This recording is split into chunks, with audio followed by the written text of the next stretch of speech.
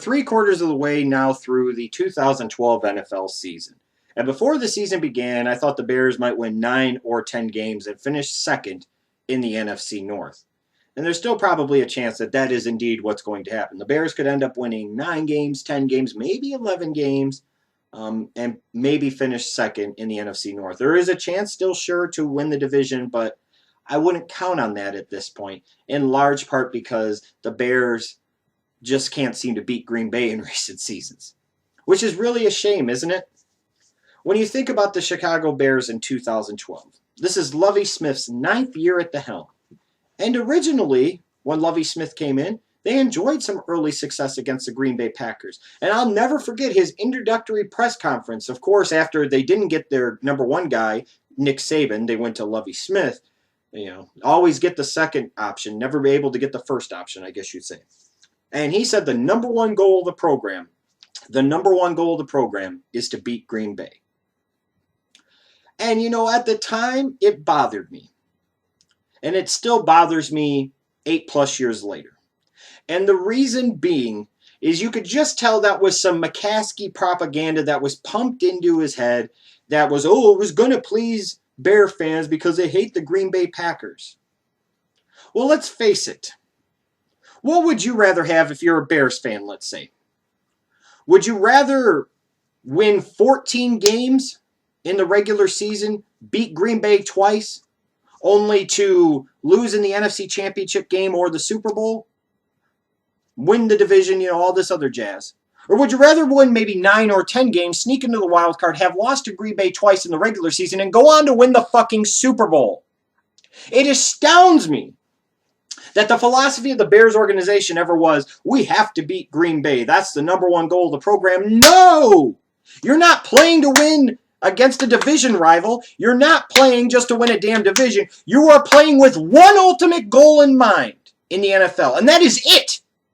That is to hoist a damn Lombardi trophy. That is to win a damn Super Bowl. And we have seen several examples in recent years of teams winning a wild card berth and going on to win the damn Super Bowl. Do you think those fans of those teams cared whether or not in the regular season, like the Pittsburgh Steelers, if they beat or lost to their division rivals? No, they've got a fucking Lombardi trophy.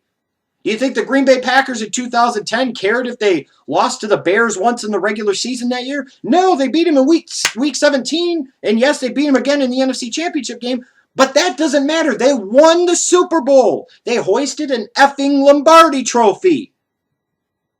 It just speaks to the out-of-touch attitude of the Bears coaching staff, the Bears organization, and as a byproduct, as a result, Chicago Bears fans.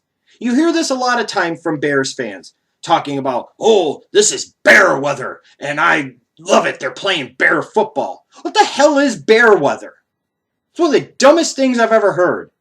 Has it dawned on anyone that over the past 2+ decades, a lot of times when they play in bear weather, they lose? Has it dawned on anyone that this whole thing about Bears weather, it's easy to say that when you have a great team like they had in the mid to late 80s. But we're talking about 2012. And that time in between that stretch saw a lot of losing football, playing that Bears football style of having a good defense and running the ball and playing the field position game and ball control offense. How many Lombardi trophies do the Bears have? 1. That was from the 1985 season. At some point in time, these mantras of bear weather and bear football, you have to look at yourself as a Bears fan. You have to look at yourself as a coaching staff and an organization and say, why the hell are we saying this stupid crap? Because clearly it's not true.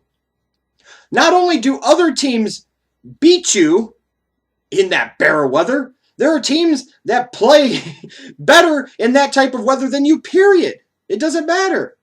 Look at the bear football. There are teams that do bear football better than the fucking Bears. So if this is supposed to be their style, there are teams that do this style better than the damn Bears. So it's not even Bears football anymore. And all the while, having this backwards-ass 1980s and before that philosophy has led to a lot of losing football and a lot of mediocre football and a lot of frustrating years for me as a Bears fan. I go back to 1985. I was 4 years old. It was the first year I really started watching the Bears. And ever since then, there's been a lot of bad times, and there have been some okay times in between. But 1985, I was 4 years old the last time the Bears won a Super Bowl.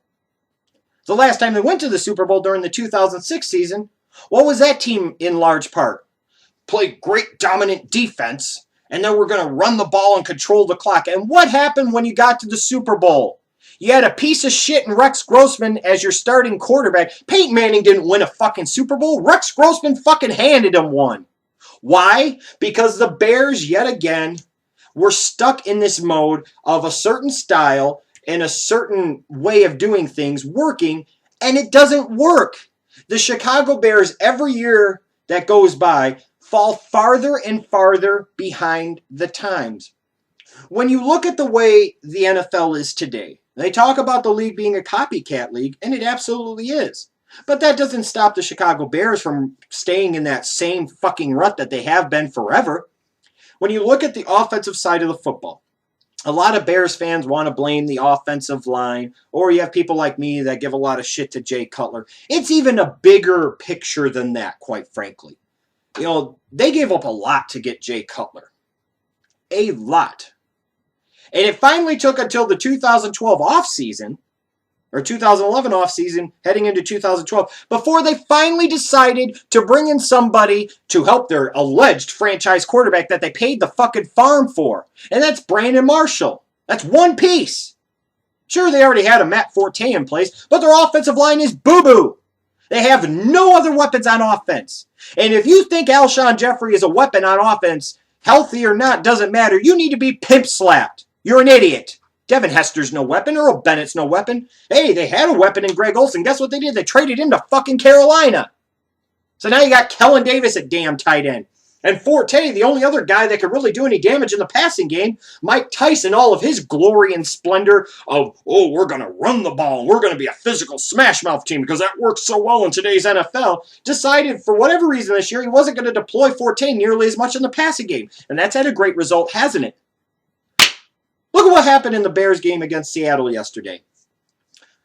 The Bears, late in the game, showed you that they have an aging defense and an offense that lacks talent. Just lacks talent. Out of the 233 passing yards that Jay Cutler had, 165 of them went to Brandon Marshall. One receiver caught, 12 passes, I think it was, something like that, for 165 yards. And even still, Jay Cutler didn't have a 300-yard passing game. Why? Because he doesn't have anything else to fucking throw to. This whole ludicrous notion that physical smash-mouth offense and dominant defense is going to win in today's NFL is absolutely ludicrous. It's time for the Bears to catch up with the times. And what do I mean by that? Look at the fucking Green Bay Packers. They're in your own damn division, Lovey. The number one goal of the program was not to win the damn Super Bowl, mind you. It was to beat Green Bay. Well, Green Bay's trying to show you even how the hell you need to do it in today's NFL and beyond, and the Bears still don't get it. You look at, not only do you have a much better quarterback in Aaron Rodgers, and if anybody says that there's any similarities between Rodgers and Cutler at all, you're a moron. You want to say Cutler is solid, that's your business. I don't agree, but okay, if you say Cutler is solid, Rodgers is one of the very, very best elite quarterbacks in the entire league. So the Packers have a much better quarterback. Their offensive line is nothing special, but maybe a little bit better than the Bears. Not by a lot, though, especially in pass protection.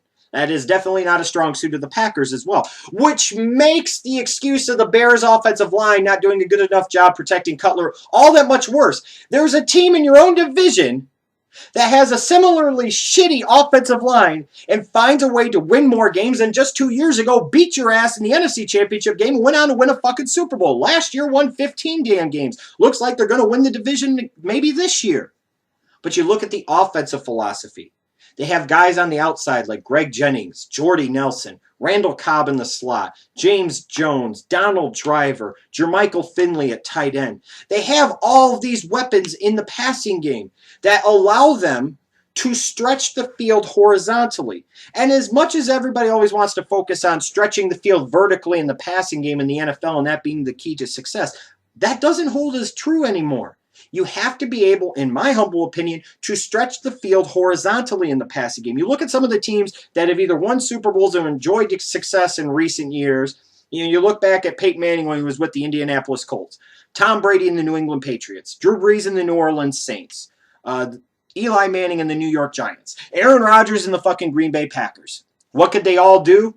They were able to stretch the field horizontally with maybe 3 or 4 very talented wide receivers or a running back and a tight end out there in the slot, what lined up out wide, what have you. They were able to stretch defenses out horizontally, leaving better throwing lanes for the quarterback, also opening up bigger holes in the zones, which eventually led to what?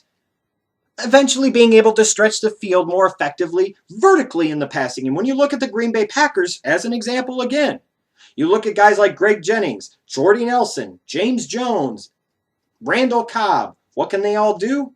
Once you stretch the field horizontally, eventually they can also go over the top on you and stretch the field out vertically.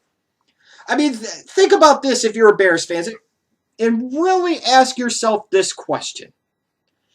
Do you really have confidence in the Chicago Bears team when they need to? Let's say Jay Cutler's down and his offense is down by 10 points going into the second half, and you're in the playoffs or you're playing against a really good team. Do you have any confidence in this ever-loving world that this Chicago Bears team has any chance of coming back? Do you have any confidence at all that if the Bears get into a shootout with a team like the Green Bay Packers or the New York Giants or whoever the case might be, that they can actually get into a shootout with a really good team and potentially win the damn game? No. And if you do, you are delusional.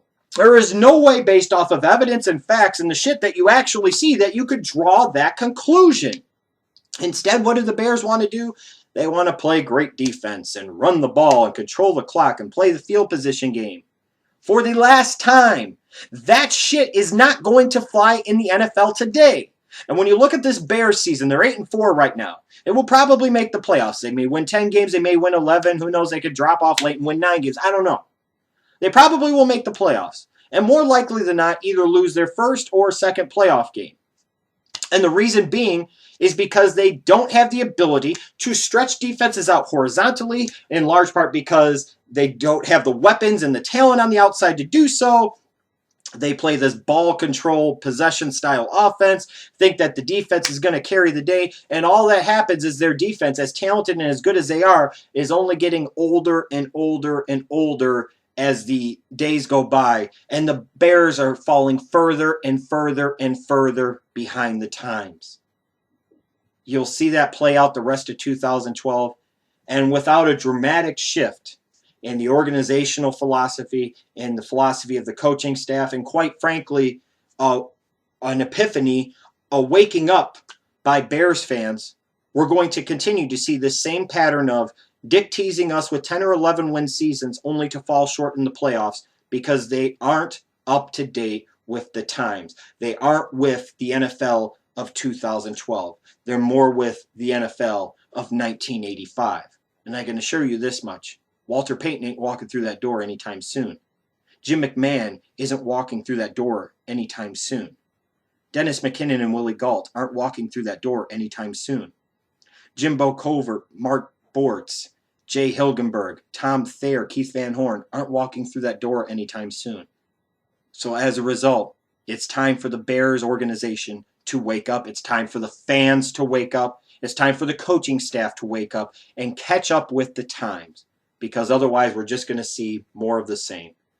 I'm going to do more Bears-related videos on this channel. The next one's going to be talking about why the Bears have been failures in the draft.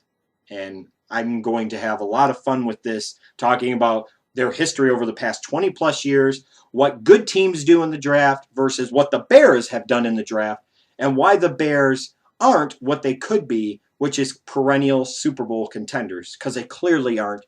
And you want to know why? It has a lot to do with that organization's draft history over the past really 2+ decades. And it's sad.